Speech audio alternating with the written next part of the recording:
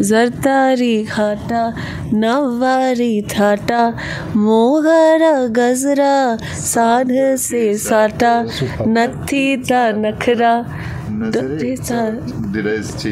No नजरेच्या डोळ्याच्या कोणाला काजळ की झालंय काय माहितीये का, इकडे लिरिक्स आहेत आणि तिकडे सूर आहे.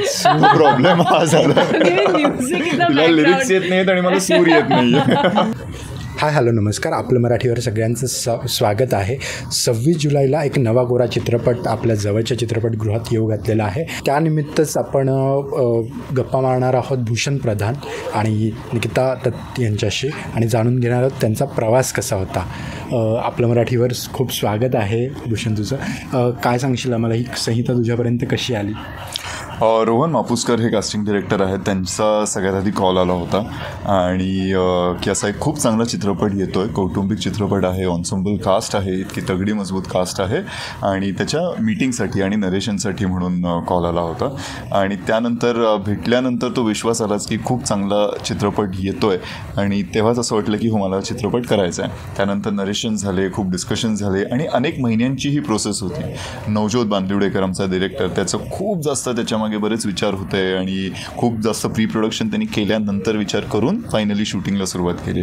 तर त्यामुळे इतका मजबूत, इतका छान संहिता असलेला चित्रपट माझ्यापर्यंत आला. त्यामुळे ऑलरेडी आय फेल्ट ब्लेस्ड आणि आज काम केल्यानंतर अजून आनंद झाला की जे माझ्यापर्यंत पोचलं होतं किंवा जे माझ्यापर्यंत नवज्योत पोचवत होता त्याच्यापेक्षा खूप वर जाऊन त्यांनी ते सरपास करून आज एक चांगला चित्रपट बनवला आणि तो 26 जुलैला रिलीज होत आहे. नक्कीच.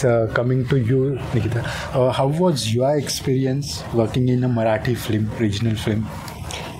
दिस इज़ एक्चुअली आपने सही कहा, ये मेरी पहली रीजनल फिल्म है, उसके बाद मेरी पहली मराठी फिल्म है ये, तो मेरे लिए सब कुछ बहुत पहली बार हो रहा है इसमें. लेकिन ये ज़रूर कहूँगी मुझे अंतर इतना नहीं दिखा.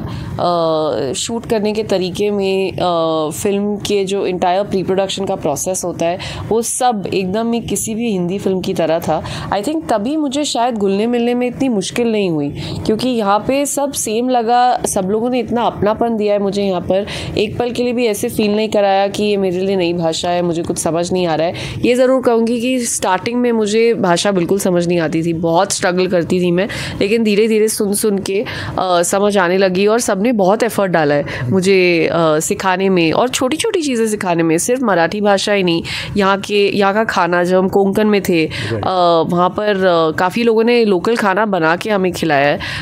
मोर देन एनीथिंग, जब मैंने नवारी साड़ी पहली बार पहनी, साड़ी के बारे में, तौर तरीके, ये सब चीज़ें, तो nobody has done it forcefully. अपने आप लोगों ने इतना प्यार दिया है मुझे. तो ओवरऑल जो मेरा यहाँ की फिल्म, इस फिल्म के हिस्सा बनने का एक्सपीरियंस था वो इतना यादगार रहा है कि आई नो ये फिल्म थिएटर्स में अभी आ जाएगी, चलेगी जितने समय तक इसको चलना है, लेकिन लाइफ लॉन्ग तक ये फिल्म मुझे याद रहेगी.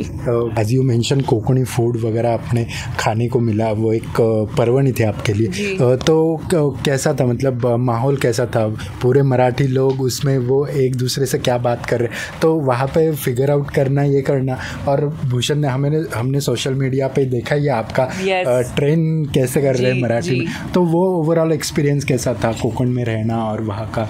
जी, तो शुरुआत में जब सब एक साथ मिलते थे, हमारे काफ़ी सबसे ज़्यादा सीन्स हम पूरे के पूरे परिवार के एक साथ ही हैं. तो तब क्या होता था कि जब शॉर्ट सेटअप हो रहा है, सबके पास फ्री टाइम है, बीच में काफ़ी लोगों ने एक दूसरे के साथ काम भी किया हुआ है, एक दूसरे को जानते हैं पहले से, अगर जानते नहीं भी हैं एक दूसरे के बारे में जानते हैं, तो सब घुल मिल जाते थे और मैं चुपचाप बैठती थी. मैं कुछ ज़्यादा नहीं बोलती थी. तब भूषण ने एक्चुअली मेरा बहुत ख्याल रखा है, क्योंकि वो मेक श्योर करते थे कि मैं लेफ्ट आउट फील नहीं करूँ. कुछ बातें हो रही है जो मेरे समझ के बाहर है, मुझे ट्रांसलेट कर करके बताते रहते थे. तो ये जो टीचर का रोल है इन्होंने खुद लिया है और बहुत अच्छे से निभाया है, खुद लेकर. और क्या हुआ है कि जब से ये टीचर बन गए ना, हम लोगों ने इनके ऊपर और रिस्पॉन्सिबिलिटीज़ फेंक दी हैं. लाइक इन्होंने मांगी नहीं थी, लेकिन अब it's become like a norm कि अभी एक रूल हो गया है कि अगर निकिता को कुछ समझ नहीं आ रहा है तो वो भूषण ही करेक्ट करेगा, भूषण ही समझाएगा. So he is actually been very very supportive like this, which I really appreciate.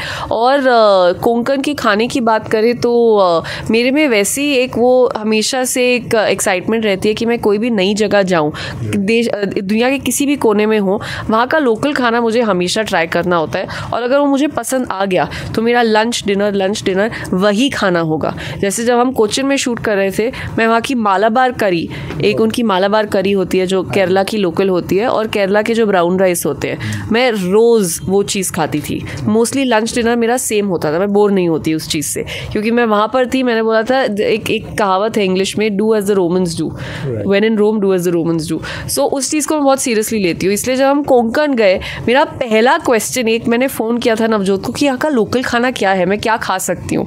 तो वहाँ पर कोकम हर चीज़ में इस्तेमाल होता है। तो एक प्रॉन की करी होती है जो कोकम के साथ बनती है, बहुत स्पाइसी होती है। मैंने दिन रात सिर्फ वही चावल के साथ खाई है, या तो पॉम्फ्रेट या फिर वो प्रॉन करी, एंड मैंने इतना मज़ा किया है उसको खा के। बिकॉज ऑनेस्टली हम हमेशा डाइट के बारे में बात करते हैं कि नहीं हेल्दी खाना है, लेकिन हम ये भूल जाते हैं कि जो ऑथेंटिक लोकल क्यूजीन होता है वो भी बहुत हेल्दी होता है। एंड स्पेशली कोंकण का जो सी फूड है, या फिर जो वहाँ के चावल है, यहाँ पे जो वहाँ पर फल और सब्जियाँ उगती हैं, बहुत हेल्दी होती है। तो अगर आप डाइट के बारे में नहीं सोचिए और लोकल फूड को एंजॉय करने के बारे में सोचिए। एक्चुअली मैं वहाँ से वज़न कम करके आई थी, क्योंकि वहाँ की हवा पानी सब इतना प्योर था, इतनी ब्यूटीफुल जगह थी, तो इसलिए वहाँ का एक्सपीरियंस तो बहुत बढ़िया रहा। Coming back to you Bhushan, तुझ्या सोशल मीडिया प्लॅटफॉर्मवरनं आम्ही पाहतच असतो तुझं गणपतीचं सगळं डेकोरेशन म्हणा किंवा त्याचं सगळंच सागर संगीत पूजा. गणपती हा किती तुला आपलासा किती कनेक्टेड आहे आणि त्याच्यातनं तू ऊर्जा किंवा जे हे मिळते त्यातनं काय तू घेतोस किंवा शिकतोस? खूप जास्त कनेक्ट किंवा लाडका देव असं मी आपला बाप्पा म्हटलं जातं गणपती बाप्पाला, ते खऱ्या अर्थाने मला वाटतं. कारण हक्कानी आपण बाप्पाशी गप्पा मारू शकतो असं मला कायम आजपर्यंत मी पाहिलं आहे. आणि म्हणून बाकी कुठले सण असो किंवा हे करण्यापेक्षा मला गणेशोत्सव, गौरी गणपती हे जवळचे वाटतात. लहानपणी घरी गणपती नसायचा, मुंबईत घर घेतल्यानंतर मी घरी गणपती आणायला सुरुवात केली. त्यामुळे तेव्हापासून घरी इको फ्रेंडली पद्धतीने गणपती बनवला जातो. आई बनवते मूर्ती इकडे पुण्यात आणि त्यानंतर ती मुंबईत आणली जाते आणि गणपती एकत्र आम्ही मुंबईला मूर्ती बसवतो. त्याच नंतर त्याचं विसर्जनही मुंबईत पॅसेजमध्येच होतं. त्यामुळे ते जे काय होतं ते घरातल्या घरात होतं. असं कुठे बाहेर आम्ही विसर्जनाला जातोय बाहेर असं होत नाही. तर हा असा लाडका बाप्पा आहे आणि खऱ्या अर्थाने तो विघ्नहर्ता असं मी मानतो. खूप जास्त बिलीव्ह करतो मी. इतकं बिलीव्ह करतो की त्याच्यामुळे जे काही दुःख येतात, विघ्न येतात, तेच विघ्न वाटत नाहीत. त्याच्यामुळे तो जे काय करतो ते चांगल्यासाठी करतो असं वाटतं. योग्य वेळी योग्य गोष्टी घडतात आयुष्यात आणि त्यातलाच हा एक भाग आहे की योग्य वेळी हा चित्रपट माझ्यापर्यंत पोचला, योग्य वेळी तो रिलीज होतोय आणि all vibes, all good vibes to this film. That's it. Coming back to you, आपने मुंबई में आप बड़ी हो, पली बड़ी हो. आप पहले ऐसे रिपोर्टर है जिसने ये रिसर्च करके बोला है. आप मैं नहीं जानती कैसे, नहीं तो हर कोई अज्यूम करता है कि मैं दिल्ली से हूँ, मुझे करेक्ट करना पड़ता है कि नहीं मैं सालों से. Thank you, brownie points for this, brownie points. He said you are from Xavier's, I said brownie points. दिल खुश कर दिया, my favourite reporter. Thank you so much. So आपने पहले से देखा है मुंबई में इतना सारा ताम झाम रहता है, तो हाउ वाज योर इमोशंस, और आपको जब पता चला कि ऐसा कुछ एक कंसेप्ट है और उसके फिल्म में मुझे काम करना है, how was your experience? I think जो पहली चीज़ मुझे रियलाइज़ हुई थी, जैसे आपने करेक्टली कहा कि मैं मुंबई से ही हूँ, 23 साल से रह रही हूँ, लेकिन आज तक ना मैंने एफर्ट नहीं डाला मराठी सीखने का. मैंने काम चलाया है कि हाँ चल तो रहा है कि क्या करेंगे सीख के. मेरे को ऐसा लगता है ये फिल्म मेरे पास इसलिए आई है कि यूनिवर्स का एक कहने का तरीका है कि बहुत हो गया, अभी इस शहर में तुम कब से रह रहे हो, अगर आगे रहना है तो सीख लो मराठी, अभी कोई और तरीका नहीं है.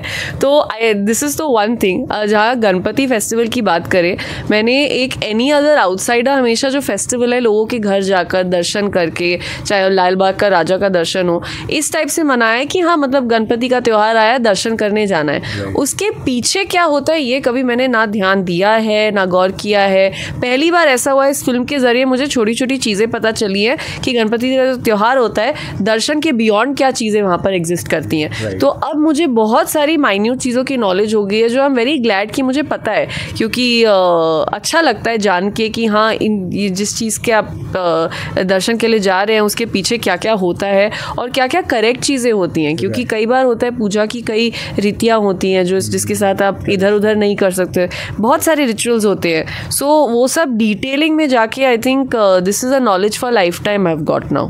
आता 26 जुलैला चित्रपट रिलीज होतो आहे, त्यामुळे एकच अपील असणार आहे आणि ती तुम्हालाही माहिती आहे की चित्रपटगृहात जाऊन हा चित्रपट तुम्ही बघावा, कारण खूप प्रेम दिलं आहे तुम्ही. ओव्हरऑलच मागच्या 2 वर्षापासून हा चित्रपटाबद्दलची अनाऊन्समेंट झाली तेव्हापासूनची एक्साइटमेंट सगळ्यांपर्यंत पोचलेली आहे.